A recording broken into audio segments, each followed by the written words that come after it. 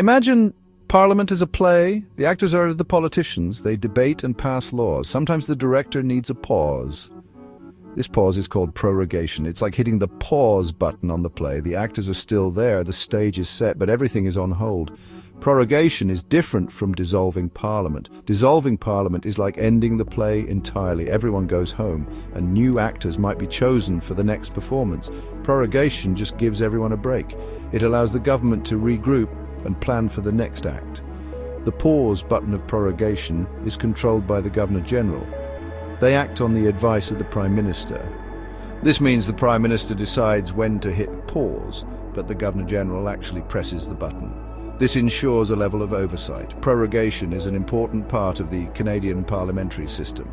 It allows for reflection and strategizing.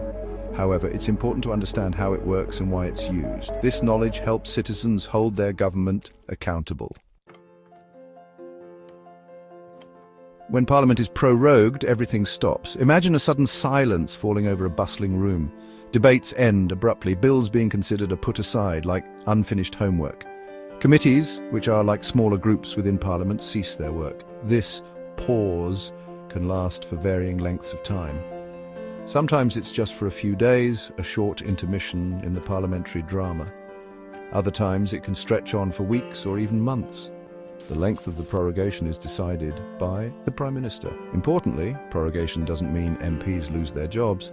They remain in their positions, ready to resume work when Parliament reconvenes. It's like a long recess for the politicians, giving them time to meet with constituents or prepare for the next session.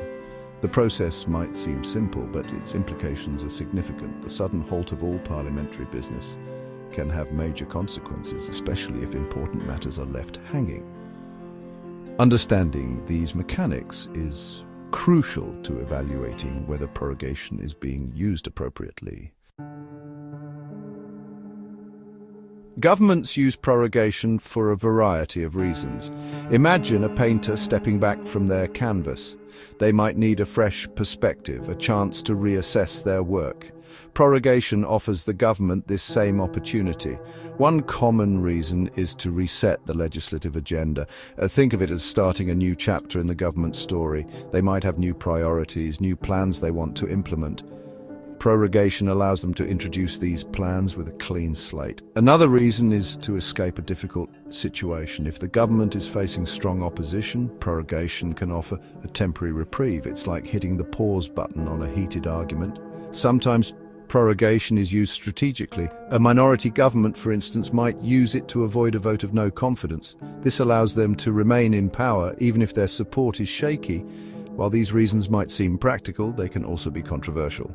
Critics argue that prorogation can be abused, used to silence opposition or avoid accountability.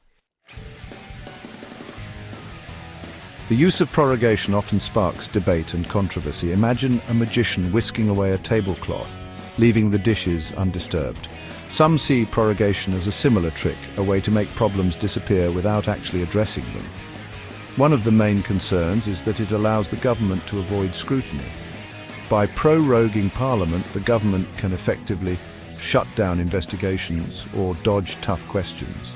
This lack of transparency can erode public trust. Another concern is the potential for abuse. There's a risk that prorogation could be used for purely political purposes, such as silencing opposition or clinging to power. This undermines the principles of democracy and accountability. Public perception of prorogation is often negative. Many Canadians view it with suspicion, seeing it as a way for the government to avoid responsibility. This is particularly true when prorogation occurs during times of crisis or scandal. The debate over prorogation highlights the importance of a well-informed public. Citizens need to understand the tool's potential for both good and bad. Only then can they hold their government accountable for its use.